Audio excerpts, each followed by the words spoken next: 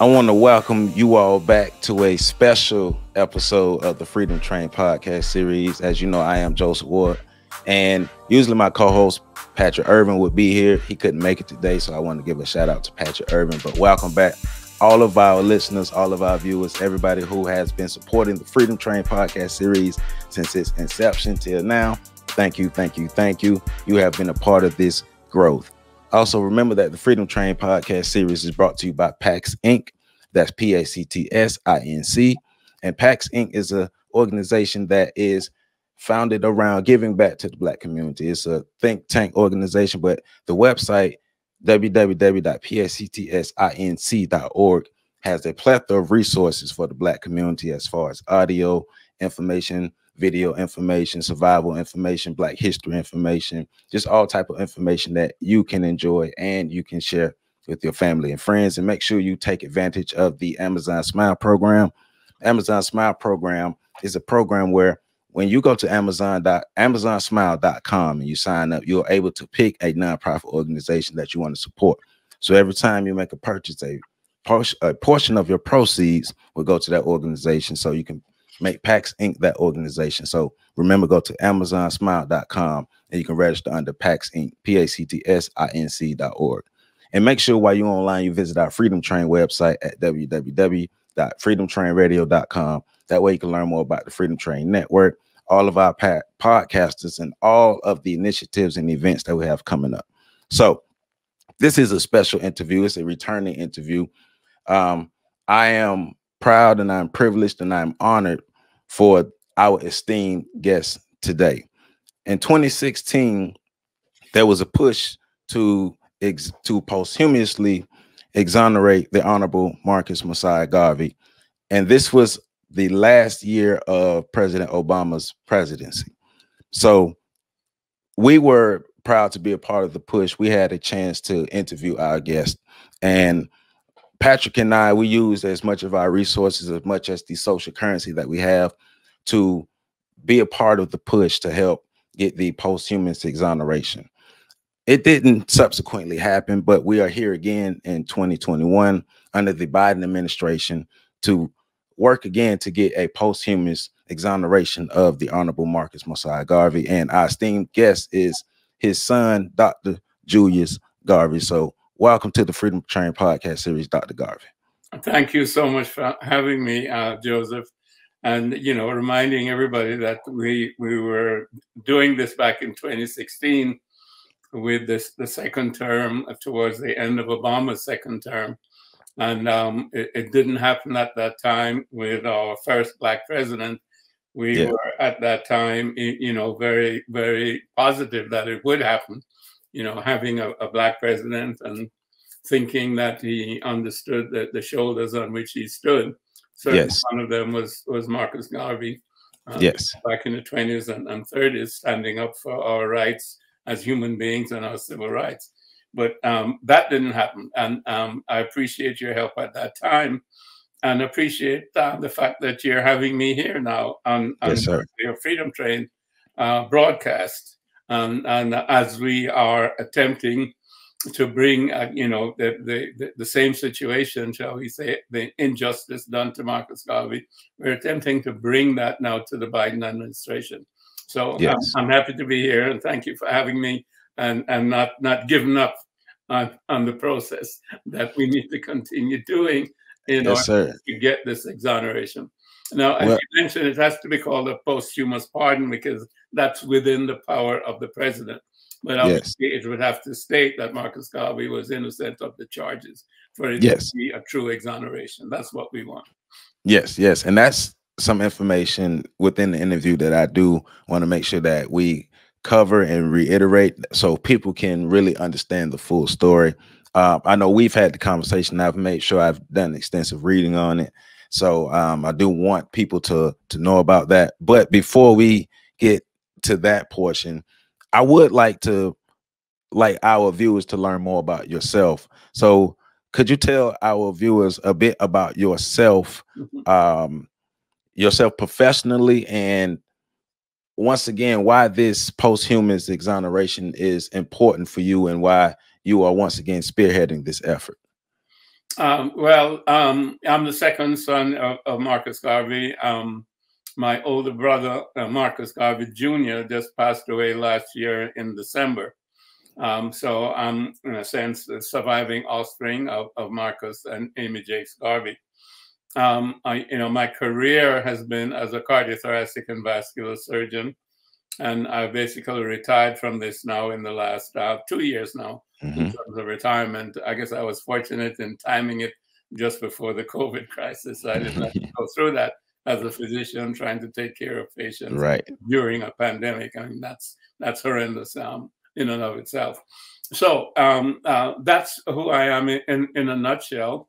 I'm my father's son, in that I was brought up as a Pan-Africanist. I understand his thinking, I understand his ideology. He died when I was very young, but my mother taught me a lot about him. And of course, subsequently, I've read, everything in a sense that he has written. Yes. And I carry the DNA, so I feel very much like my father's son. And I understand what he was trying to do at that time, which is more than 100 years ago. And I understand that circumstances have changed that much. So that to carry on his legacy is of extreme importance in terms of fighting, racism, fighting white supremacy, fighting a system that, enslaved us, that has colonized us, and that continues to oppress us. I mean, we see it in the police brutality. And we see it in terms of the system itself, and that we have had no reparations for, our enslavement of over 250 years.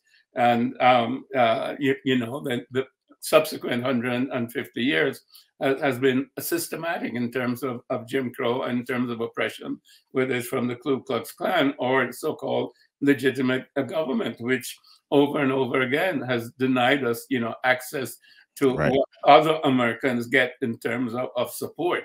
And with this in terms of the bank, it's banking, it's terms of healthcare, it's terms of access to jobs and so on. So that, over this period of time, we have been worse than second-class citizens. We have been like no citizens, so to speak. And we've been treated as we see how the Haitians have been treated at the border recently. I mean, that's what has happened to us internally, and we can see it in terms of our mortality rate.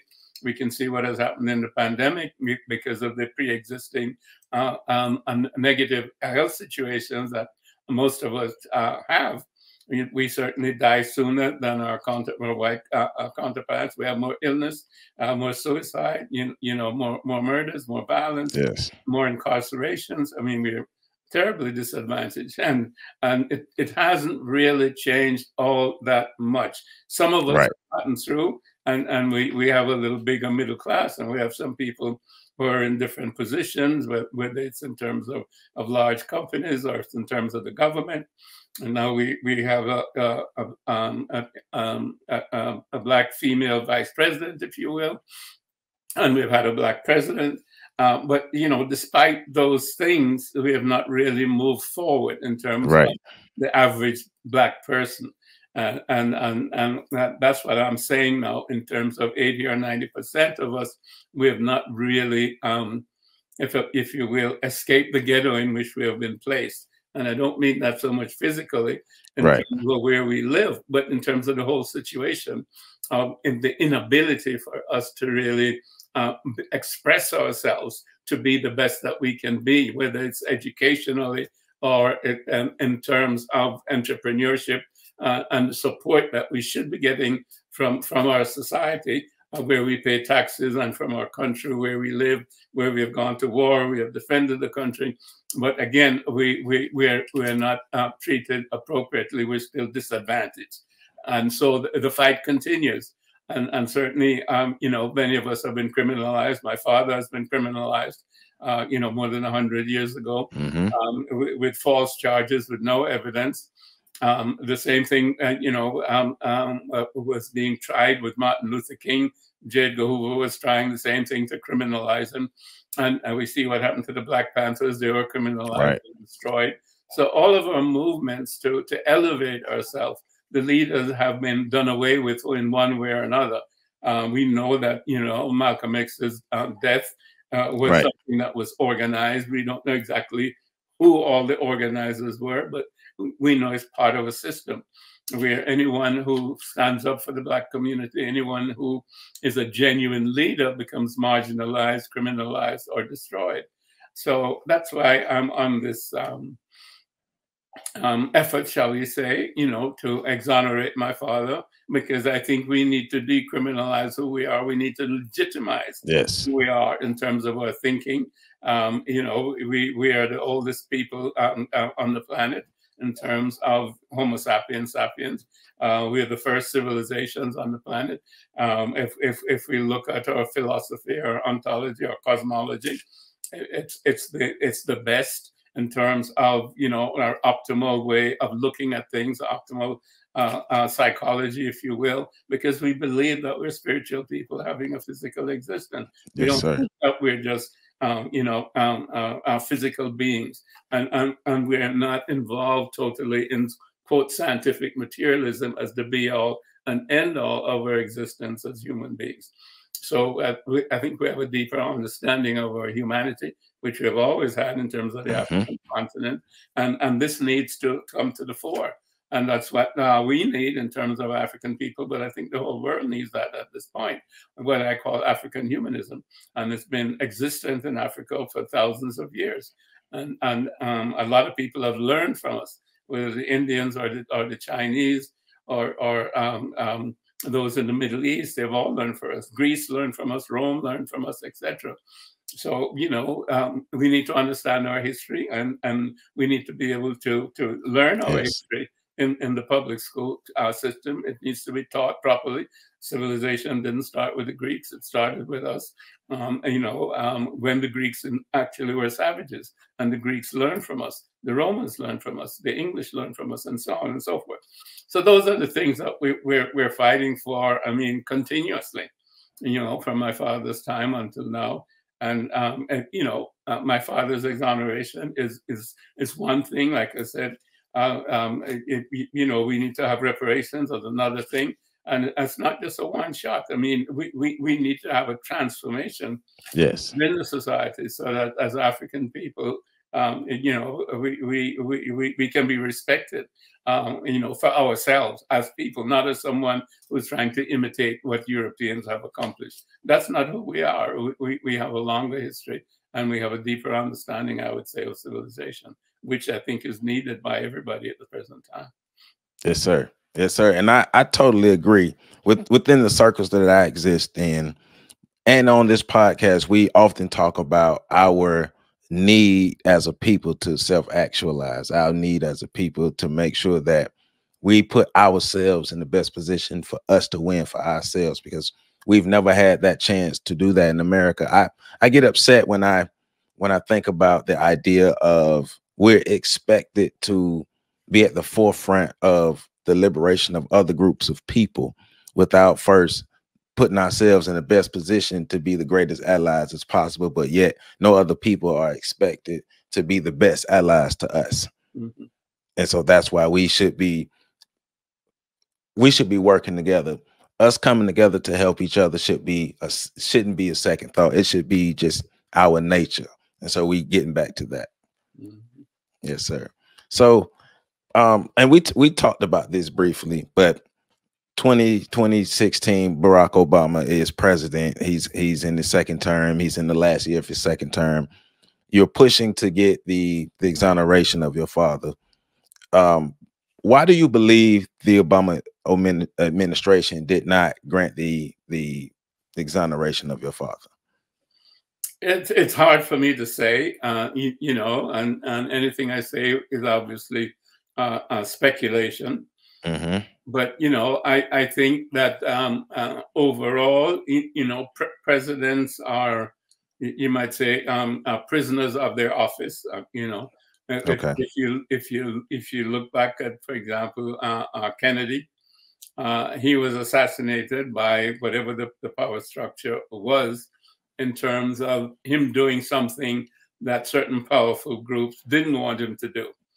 And I don't have to name names because I can't really name names in terms of identity. but I think that was obvious. Clearly, he was assassinated. And it wasn't really a lone person who was a lunatic. It obviously Right. had to have been something that was really worked out in advance.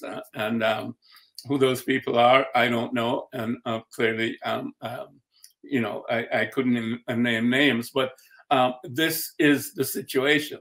I mean, if you look, for example, at Eisenhower towards the end of his term, you know, he said, look, I've been in this thing and so on and so forth. But guys, watch out for the military industrial complex. They're the ones that are running the country. So, Right. you know, he couldn't have done anything while he was in office, but at least he gave us some kind of warning in terms of what was going on. So whether it's the military industrial complex or whatever, you know, the system is run by very powerful people who are very rich people, large corporate interests that run not only the United States, but run the world. So any president is beholden to them. America is the most powerful country in the world, has been for a long time. So the president, while he sits on that seat of the most powerful country in the world, he may not be the most powerful person in the world, in that he can't just call the shots. He has to check with somebody and maybe several people and say, well, look, is this okay or is that not okay? Or people will tell him, do this and do that. And that's the reality of the politics of the situation. And I'm sure I'm not telling anybody news. You know, so in some sense, I mean, I'm not just saying, you know, oh, Obama was a bad guy. I mean, that's not the point. That's not the point. He was unable to do this. You know, whether he would have wished to do it on his own or not, I don't know. There's no way I could know that. But I know that it was presented to him formally, legally, with all the legal background and in the right manner. And then it was not accomplished. So, you know, everybody can draw their own conclusions, so to speak, without necessarily attributing blame, you know, to one person or not. Right. Thank you. But thank you for that clarity, because I know a lot of people, their thoughts are, well, he didn't do this because of this or that. And, you know, people form their own opinions, their own narratives, but we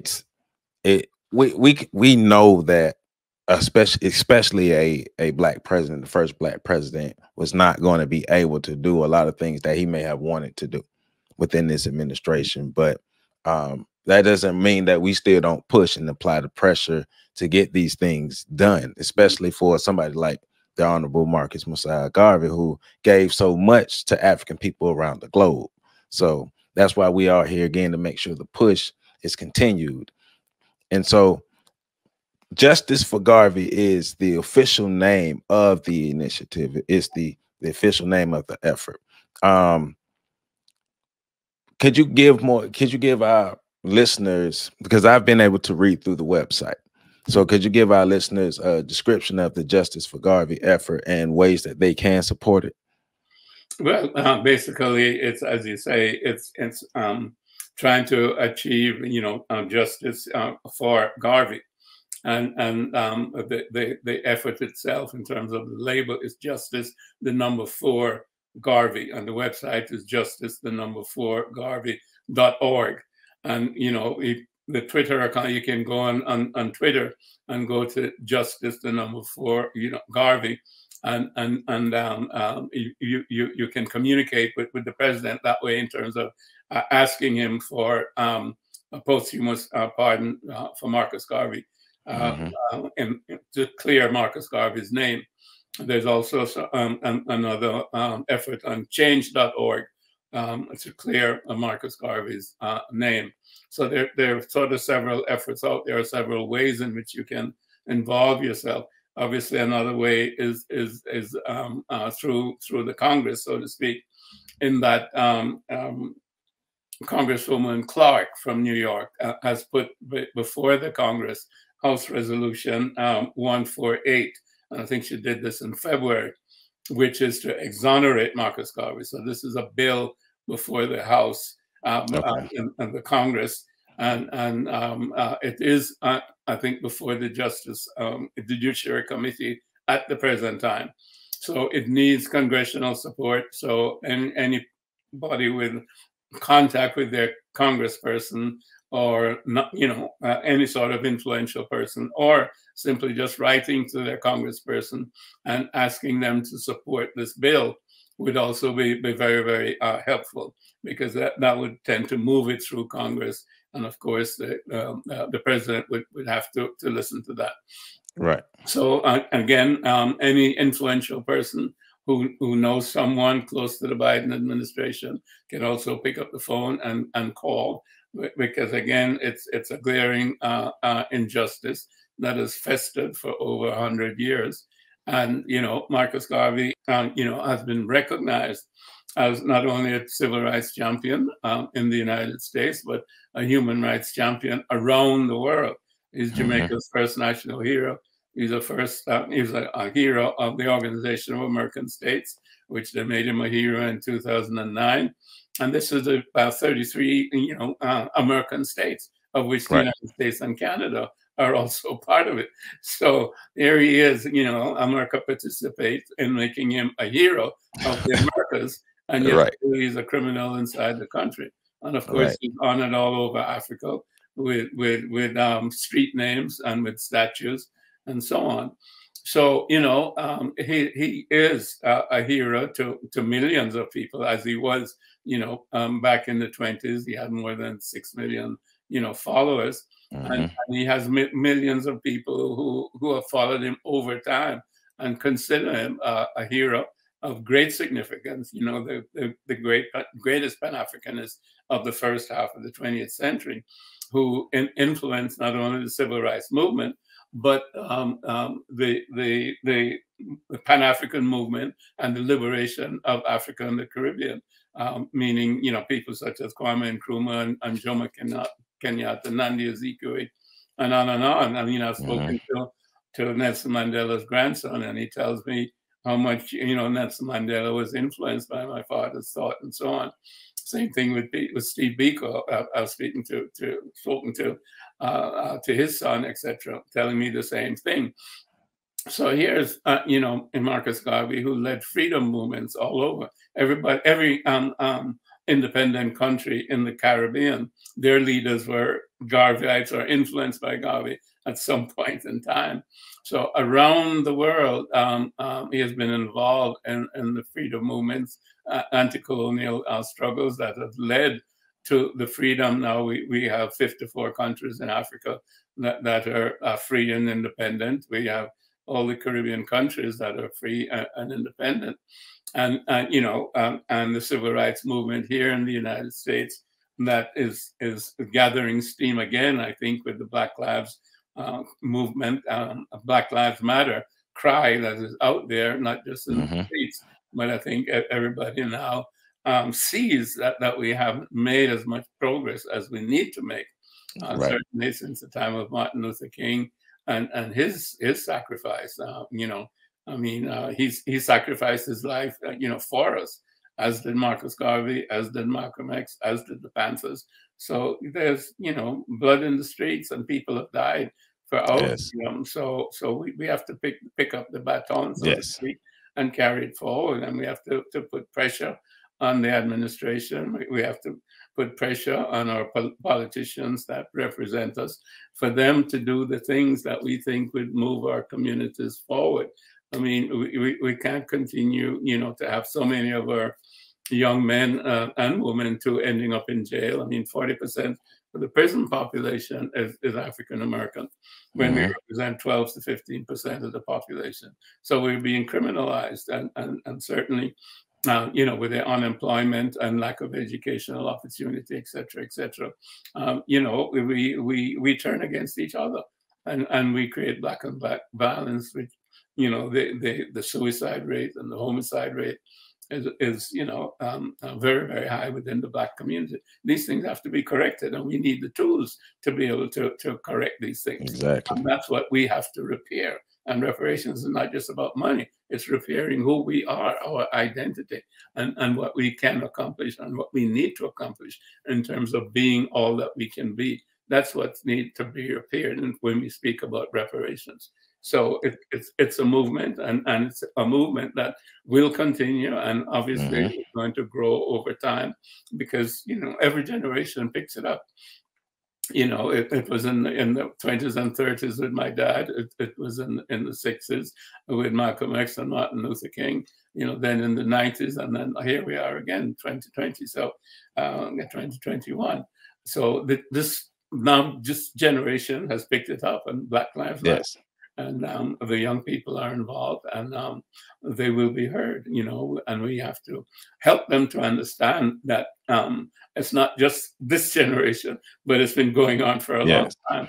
It's been going on from the Civil War. It's been going on, when there was no Reconstruction, when we didn't get 40 acres, and when there's a farm bill out there to help Black farmers, and it's not going through the Congress or the Judiciary Department. We need to push our president and our Congress people, to help the Black farmers, so that they can survive and produce and so on.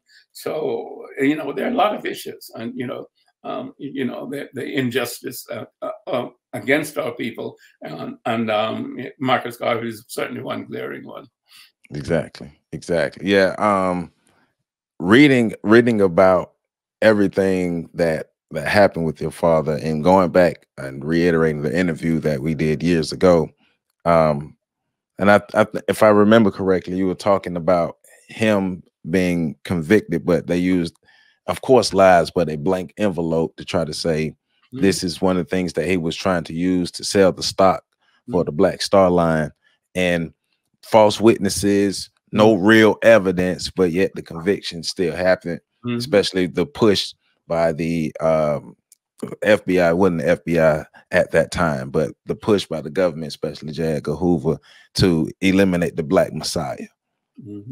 And so my generation, we haven't been taught greatly about Marcus Garvey, but we have been influenced by him, because a lot of us may not fully understand the power and the message behind the red, black, and green, but we understand that there's substance there. We understand that this is something that we need to align ourselves with. And in learning more about it, and once again, thank you for being here to be able to help us get a greater understanding of it. It gives us more power and just more energy to continue to push and to let you know that my generation is behind all the efforts of the previous generations, and we're going to make sure the generations behind us have that steam as well. Yeah, well, it's important that it goes from one generation to the next, and of course that's one of the problems that we have, with that we don't have our own educational system. And clearly then, formats like what you have, Joseph, is important for us to be able to communicate with our young people. Because they don't get this in school. As you know, there's this big fight now about how you critical race theory and how you teach American history. So it may get even worse in terms of the propaganda and the lies that are being taught as truth, because people don't want to face the truth, because the truth is so ugly that has taken place over the last 400 years. So again, this is of extreme importance. And I mean, if you look back to the period in terms of young people, that they have to realize that over and over again, we as Black people, we as African Americans, tried to lift ourselves up, and over again we have been pushed down. And not just pushed down in terms of gently being pushed out of the way, but destroyed. And, and some of the young people may know about Tulsa and Black Wall Street, which was 1921, and this is the same time as my father. My father, created the UNIA in 1914, but he came to America in 1916 and ended up staying here and creating the UNIA in the United States in 1917. So if you can go back even before Tulsa, which was 1921, as I recall, and the invasion and destruction of what was called Black Wall Street, where we had our independent community. You see, and this is one of the things people say, gee, you know, we want to be separate. It's not about being separate. We want to be independent. Right. You know, Right. we want our own independent banks. You know, we want to live in independent communities where we can take care of ourselves. Where, you know, whether you're a carpenter or a mason, or you have a restaurant or a theater or whatever it is, but it's ours. You know, in terms of our community, in terms of the church or whatever it is, the religious situation. So we want that independence. We don't want to have to be dependent on anybody. So whenever we have done that, I just mentioned, you know, Tulsa, but if you go back to 1919, that was called the Red Summer. Yes. When there were umpteen, you know, riots, and not just riots, there were invasions of the Black community all over, you know, and the reason why it was called the Red Summer was that so much blood was shed, whether it was in Chicago or Philadelphia or wherever, Florida, you know, all over. You see, and this was happening when our young fellows came back from the war in 1914-18 war. They were being lynched in their uniforms and saying that they were now taking jobs away from quotes white people when they fought for democracy overseas. So here we are fighting for democracy, giving our lives for America and for democracy. Coming home, we're being assassinated, lynched by the Ku Klux Klan. We form our own communities. We got no reparations. We form our own communities, developing our own communities, and the white racists invade our communities, burn it down and kill us. And this happens repeatedly over and over and over. And then they point the finger and say, gee, you know, why don't you people lift yourself up by your own bootstraps? Well, you took away the bootstraps, you took away the boots, and we're barefoot. Right. But You have been doing this repeatedly. Every time we buy a pair of boots, you take them away. Right. And it's the same thing with Marcus Garvey. I mean, he came with an economic program. His program in Harlem, the Negro Factors Corporation, you know, an African Communities League, the UNIA, you know, they had so many businesses. You know, first of all, the newspaper, the printing press, they did a lot of the printing there. You know, they had a doll factory, they had a millinery, they made uniforms, they made dresses. And, you know, they had a moving company, they had restaurants, laundromats, and so on. They employed more than 1,000 people in Harlem. Wow. In New York, you know, working out of that UNIA, and not just the headquarters, but all of the businesses that they had. You know, so it was a thriving economic organization. And of course, the Black Muslims took a page out of that picture. But then he went on to the Black Star Line and so on, because that was the way now for us to communicate in terms of African Americans with those of us in the Caribbean and those of us still on the motherland. And when they saw that, you know, they said, oh my goodness, this Negro is getting too big. Right. When he had that meeting there in New York in 1920, and he filled Madison Square Gardens with more than 25,000 people. I mean, they got scared, you know.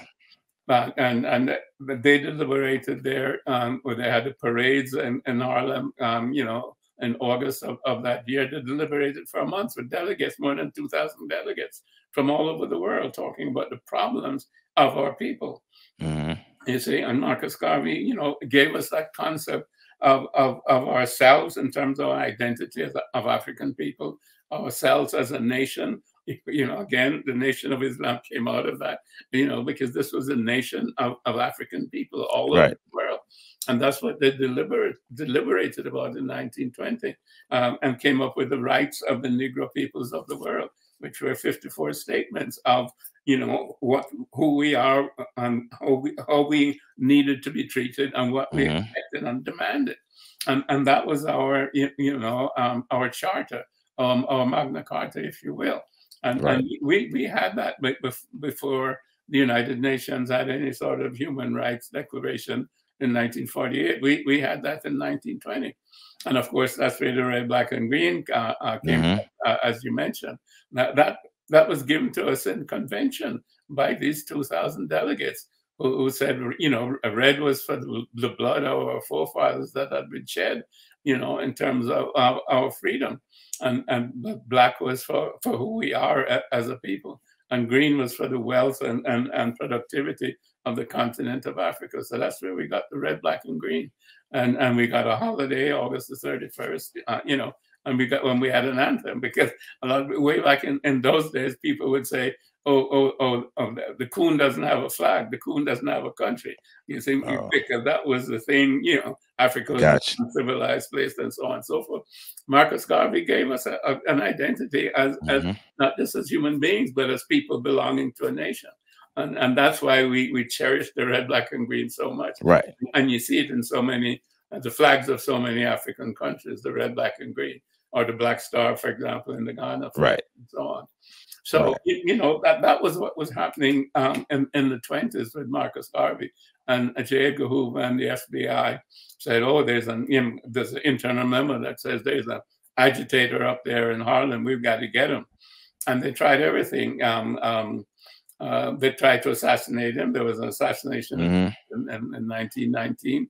Somebody came into the Liberty Hall, the office in Harlem, and shot at him. I think about 4 or 5 times, and then 2 or 3 of them grazed him on his head and one his leg, but didn't do any significant damage. They arrested the person in the office. The police came. They took him to jail, but funnily enough, he committed suicide in the jail within 24 hours. You know, so he was supposedly committed suicide. I mean, right. Of course, the word on the street is that he was getting ready to spill the beans as to who sent him. You know, so that didn't work. And they tried to get my dad on a Mann Act, which is moving somebody across state line for immoral purposes. So they hired the first black FBI agents, you know, to infiltrate the Garvey organization. That's what that whole COINTELPRO organizational, you know, thing started. And that's how the first black agents of the FBI came about, to infiltrate the Garvey organization. They were supposed to go, you know, he would travel a lot and so on. And my mother was the secretary. And of course, they'd be looking through the keyholes and through the transom to see if he was engaged in moral activities, but they couldn't find anything. But you know, they tried this against Martin Luther King later on, too. You know? And wanted him to supposedly commit suicide or whatever. He did the same thing. They had all these tapes and so this was a technique that they had. And you know, if you can't get rid of them one way, you know, but they knew that my dad was an immigrant, and that's one of the things. We've got to get him on some charge, and then we can get him out of the country. Of course, they tried to prevent him coming into the country and prevent him from getting his citizenship papers and so on. So, you know, this was very, very conspiratorial on the part of J. Edgar Hoover, on the part of the FBI and other organizations, where, you know, Marcus Garvey was appealing to the hearts and minds of the average, you know, African American. And the organization was growing by leaps and bounds, and it was doing very good things economically and otherwise. Yes. Yeah. And that's apparent, because what you just explained are patterns of behavior that I've seen by the government from somebody that they would describe as a black messiah or a black person that has too much power, or how they would say an uppity Negro, who too many black people. Hold on. Black people are actually thinking for themselves and following a black person who's telling them to be the best that they can be, rather than following the cues of things now. And I see now, in my opinion, I believe that they've kind of learned a bit from that. And so some of the tactics that they use today with the social media, or even neutralizing somebody before they even get too big. But that's why independent channels like these are important, but also stories that you're telling, but you're also letting us know, study for yourselves. So we have to study ourselves. We can't wait. We can't continue to wait for somebody to teach us about ourselves. We get the battle with the critical race theory, but it starts at home. If you teach your child at home, you don't have to worry about what they're not teaching in school. And that's for us, you know, we preach that on this channel all the time, but that's where it is with us. It's taking control of our own destiny. We're giving our power away when we don't do that. You're 100% right. I mean, you know, and that's what, you know, Marcus Garvey taught us. I mean, you know, one of my favorite quotes from him is that a people without the knowledge of their past history and origins and culture is like a tree without roots. Right. And that's what we've been, you know, tree without roots, because they took away all of that from us, everything, including our name, and hid our history from us and distorted it. They told us we came from nowhere and that we were nobody. We were even subhuman. And of course, that was how they treated us. They brutalized us, and we, in some sense, even got accustomed to that over time. So we internalized a lot of that negativity.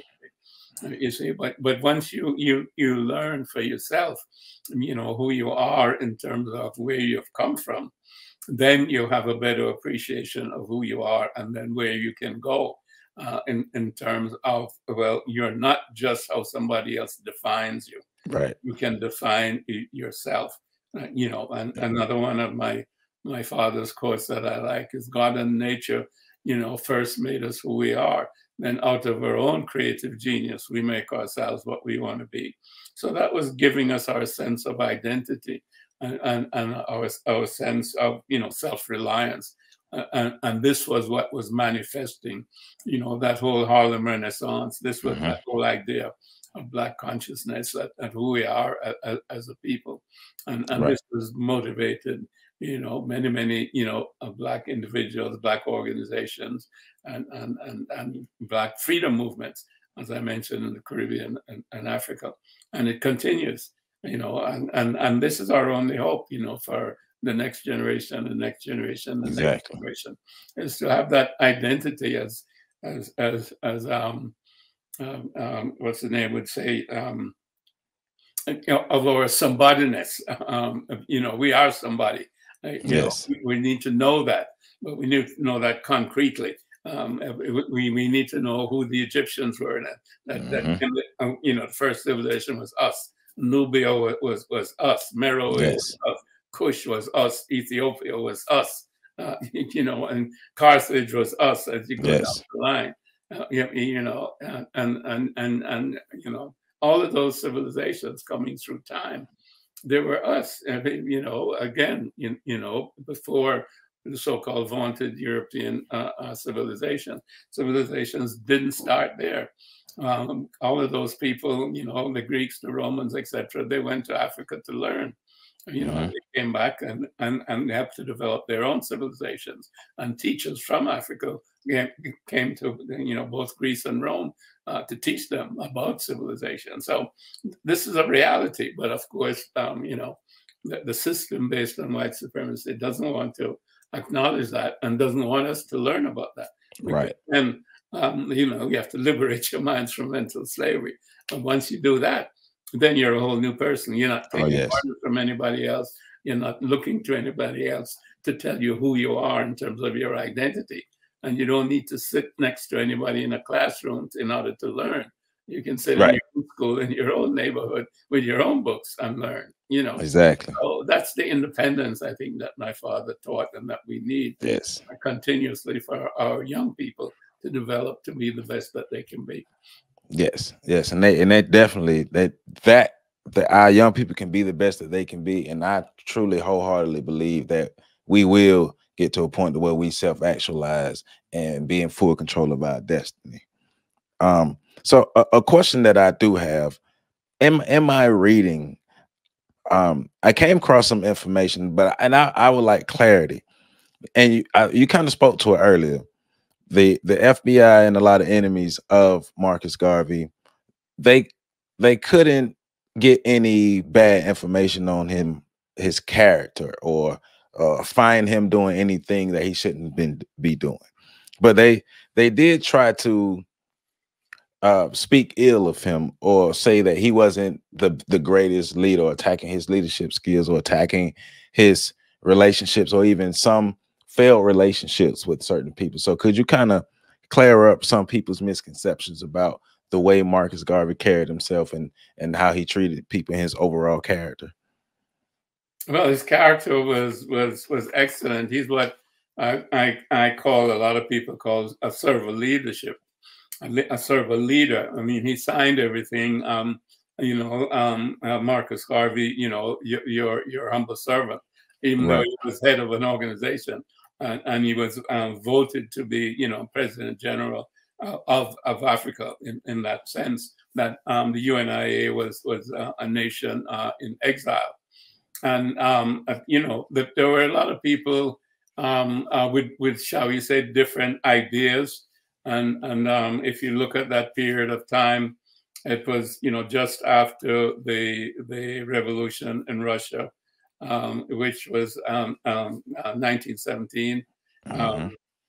We talked about the First World War, but the Russian Revolution, which brought the communists to power, was 1917. So communism then became a big thing, and many Negro leaders, if you will, was looking to communism, or aka socialism, as a means, for development of Black people, feeling that the socialists, communists would be better than the capitalists.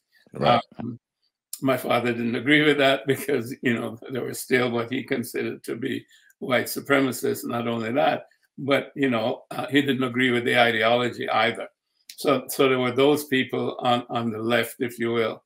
And then on the right, there were the sort of integrationists, assimilationists who wanted to join the system, and were hoping that somehow, the system would treat them better over time. Plus the fact that they really didn't understand their own history, because, Carter G. Woodson, said in The Miseducation of the Negro, many of these people had PhDs or what have you, and were considered to be intellectuals. But when you teach the Negro or the African American, whatever they were called at that time, Negroes or Black, when you teach the Negro the same history, the same philosophy, the same religion, and the same morality as those who have enslaved you practice, then you're teaching him really to hate himself. Right. And he said, he went further, that is, he said, not only are you teaching him to quotes, be like you, and to hate himself, but it says, you're teaching him to go to the back door. As a matter of fact, if he doesn't find a back door, he will go there and make the back door himself, because his education makes that imperative. And this is the point. If you learn the same things as quotes, the white man in that sense, the European American, and they tell you all about their triumphalism and exceptionalism, then what about the Native American? This was their land. How did you, quotes, triumph from sea to shining sea? I mean, there was an awful lot of murder and, smallpox and the trail of tears and on and on and on that you're hiding and you're putting under the rug and so on and so forth. And I remember growing up with those cowboy movies where the Indian was the bad guy. Always. The settler was the good guy. And you couldn't understand why this Indian wouldn't allow this white man to take all the land, because somehow in the cowboy movies, it was supposed to be the white man's land, so to speak. It was the same thing. I grew up with the Tarzan movies, where Tarzan was this white guy in the jungle, and the black people wanted to put white people into a big pot and boil them and eat them. And Tarzan was swinging through this jungle, and he was king of the jungle. Now, how the hell does he get over there and be king of the jungle? What's wrong with all these black people there? Right. But this is the propaganda that destroys the mind, over time. Like Benny Goodman is the king of swing, and Elvis Presley is the king of something else again. Well, who are these people? Where did swing come from? Where did rock and roll come from? Exactly. Come on, baby. So this is all the lies and the propaganda that are told to us, year after year after year, over the last 500 years, and history has been rewritten from the 17th and 18th century. So the books have been burned and history was rewritten, and we're getting this nonsense as gospel truth, and it continues to be distorted over time. So we need our own educational, system. We need to be able to teach ourselves. We have said this. We need to be able to pass this sort of information on to our youngsters.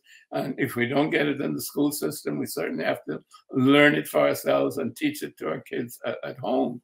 But Yes. we have to keep pushing for a transformation of the society, transformation of the educational system, transformation of the healthcare system, transformation of the financial system. There has to be a serious transformation here in the United States of America and around the world. I was just listening to a speech by the president of Ghana at the United Nations, talking about the IMF and the World Bank and how they need to change because they're not representing the African people at all. And, you have 54 countries. You have 1.5 billion people in Africa. Mm-hmm. And they're not represented, appropriately, proportionately in terms of the IMF and the World Bank. And so all of these systems are set up to keep us down and to take our resources and to prevent us from really growing and being able to develop appropriately so that we can take care of ourselves and be prosperous and take care of our children and the next generation. So these things need to be changed. Yes. Yes. They definitely need to be changed. But that's why, once again, efforts such as the Justice for Garvey effort is a step in the right direction. Of course, it's not the full change, but it's a step in the right direction because we're righting a great wrong, but we're also it's a building of momentum, but it's also a building of a specific mindset for a group of people to understand that if this can happen to such a great leader as the Honorable Marcus Garvey, think about what's happening to the everyday Black person who no one knows about. So we need to be able to protect ourselves on all costs, because as you spoke earlier about us being able to build our own towns, build these economic centers, but we wasn't able to protect them the way we needed to. So being able to build and protect, I always say, if we build it, we must protect it. Mm-hmm. So I want to ask you about Garveyism and like exactly what is Garveyism and what is a Garveyite, because we hear it all the time. My generation, we hear it. Nobody has ever really explained it. It's told to us like we're just supposed to know. So could you help us understand exactly Garveyism and what a Garveyite is? Well, basically, Garveyism is the philosophy of Marcus Garvey, and of course, there are 3 volumes of his philosophy and opinions. Many people don't know that. They don't know what the 3rd volume, but there are 3 volumes, and of course, there's a lot more in terms of there are 13 volumes that were accumulated of the Negro World, which was his weekly newspaper, which was the most popular weekly in the United States and, of course, across the world, Black Weekly, from about 1918 to the 1930s. So there's a lot of information about there in terms of, basically what he said and his philosophy. And it stretches, across many areas. We talked a little bit, just mentioning his psychology in terms of liberating your minds from mental slavery. But, it's based on an African history. We talk about that you must know your history per se. It deals with an economic system that we must own, our own businesses, and the way in which the businesses were set up in terms of the African Communities League. There were cooperative enterprises, which weren't simply a matter of shareholder profit, but had to do with the stakeholders, meaning those who had a stake in the business itself. Again, and this is not just the people, quotes, who invested, but the people who worked there and the people who were being supplied with the commodities.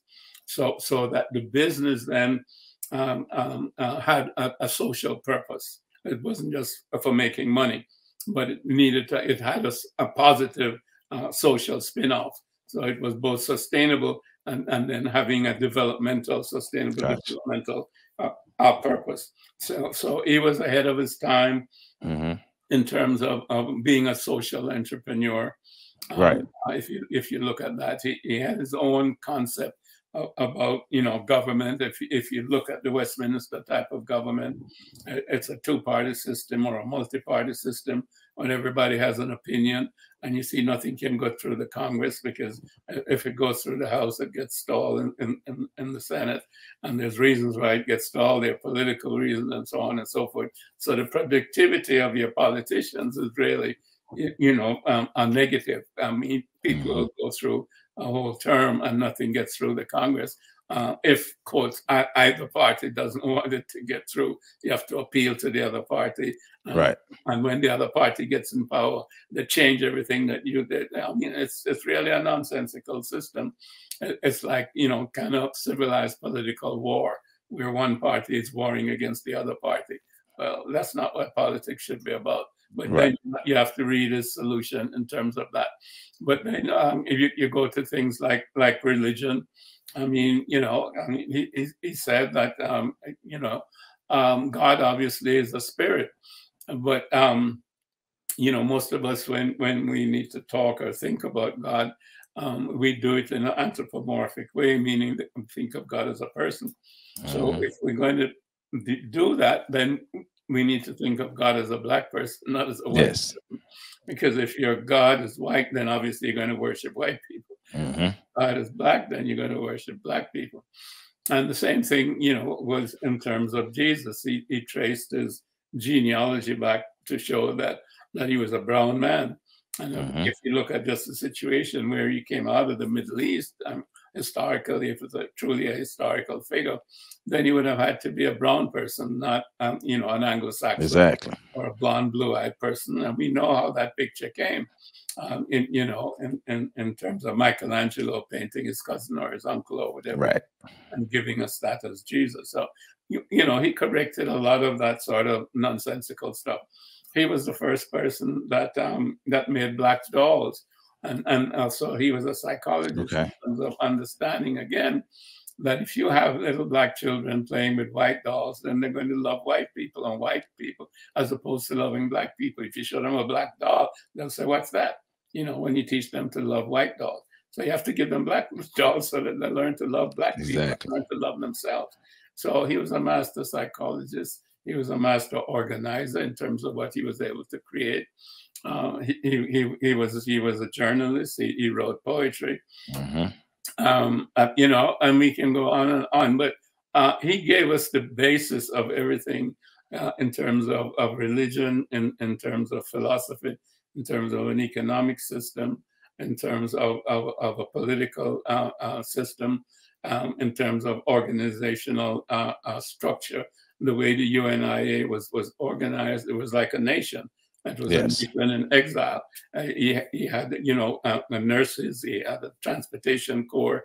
He had a legion, you know, a militaristic a legion, as well as all these different businesses, small and medium-sized business, and then the large enterprises, which was the Black Star Line and the Liberia Project and so on.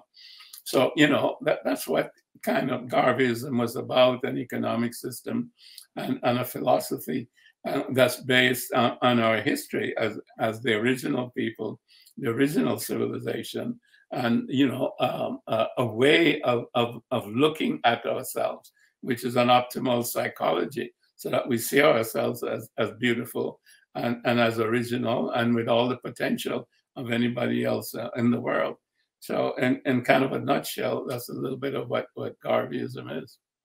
Now that is excellent. That is perfect, and that should be simple for people to understand. I greatly appreciate what you're doing. I greatly appreciate that you were able to pick up the mantle and be able to carry on an initiative like this to be able to exonerate your father. But I'm grateful to be able to be a part of something like this. Like I said, I believe we live in a time where we have a lot of people who they see what your father did and they want to emulate him. And I don't think it's anything wrong with emulating him, but I think we have a lot of people who greatly want to be the next rather than being the greatest versions of themselves. And so trying too hard to be the next, they may overlook the small things that we could do on a daily basis to help make ourselves better, rather than looking to make a grand splash upon people. And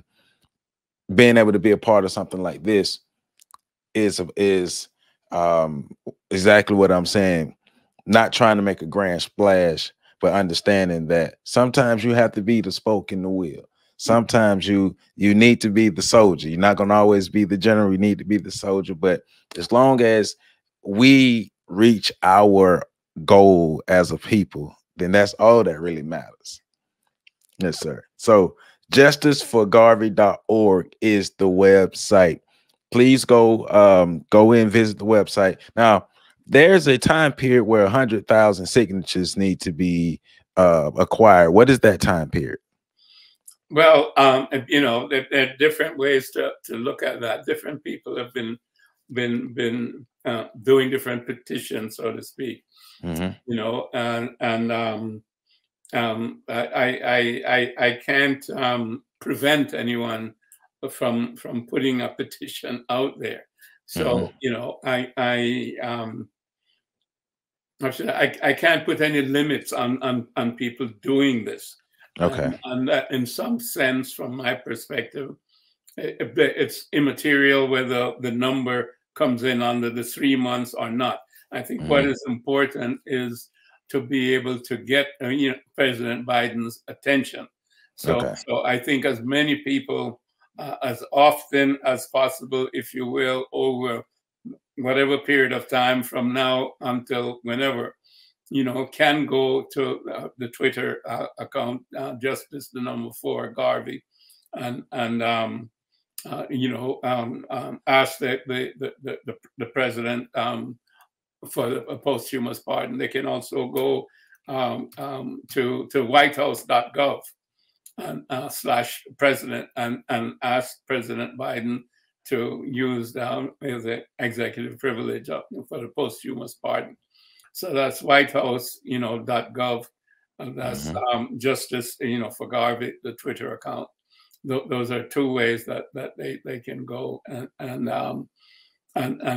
sign a petition that will get to the president.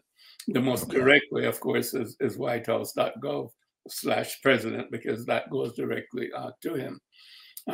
So, and again, as I mentioned, you know, your congressperson or anyone else, you know, who you can influence to join, so to speak, in terms of signing these petitions or implementing a petition, I think would be helpful. Right.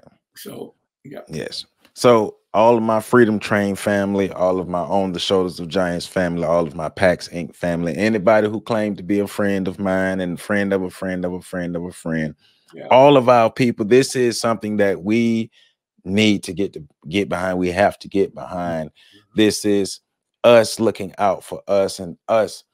We talk about how greatly we love our icons, our heroes, our legends. This is a chance for us to give back to a man that gave so much to us. So let's get behind it. Let's get behind it. Let's get the signatures and let's fight. Let's get Joe Biden's attention and let's make them get this exoneration done. Let's do this. Wonderful. Yes, sir. So the highly esteemed Dr. Julius Garvey, I greatly appreciate you. If there's, even beyond this, if there's any way I myself or my platform can be of any assistance to you, you have my email, you have my contact information. Please reach out to me. I'm available. I understand, like we talked about earlier, of being of service, and I am of service to my people. So if there's any way we can help, please let me know and we will do All that. right. We'll be in contact with you, because I'll also send you, you know, some of the reasons why Marcus Garvey should be exonerated. Yes, sir. Know, in terms of, you mentioned that no evidence except an empty envelope, but there are so many other things. So we will inform you about the judicial misconduct that was carried out in order to get Marcus Garvey out of the way. Yes, And it sir. would Yes, show sir. you how they can use the judiciary system and corrupt it in order to, prevent, African people from being who they really need to be and they can be. Yes. Yes, sir. And we'll make sure we use that information to the best of our ability and keep the push going. So I thank you for stopping by my platform and having this sit down. I look forward to having another conversation to sit down with you. Like I say, you're always welcome, and you have a great day. Wonderful. Thank you so much, Joseph. It's been my pleasure. So once again, the esteemed Dr. Julius Garvey, thank you. I want to thank Dr. Garvey for being here. Justice for Garvey. Look, hey, look, let's not play around. Let's not play around. Pat and I were part of this initiative in 2016. We didn't get the results that we wanted, but Dr. Garvey is back again. And look, let's do this. Let's do this. Let's not play around. Let's do this. Let's get behind this initiative. Justiceforgarvey.org. It's the website, like you said, whitehouse.gov. Justice for Garvey on Twitter. Make sure you get behind it. The links are in the description. The links are in the description under this. Look, let's get behind this. So once again, I am Joseph Ward. This is the Freedom Train podcast series. Shout out to my own The Shoulders of Giants family. Make sure I put this video on that channel as well, because I want my own The Shoulders of Giants family to get this information into here. A lot of the history that Dr. Garvey was speaking, and to be a part of the initiative to get the signatures and to get the exoneration of the Honorable Marcus Garvey, who gave so much to us. So let's make sure we give back to our ancestors. With that being said, hey, I love y'all. I love y'all. If anybody told you yet today, I love y'all. Love you. And you have a great day. And I see you when I see y'all. Peace out.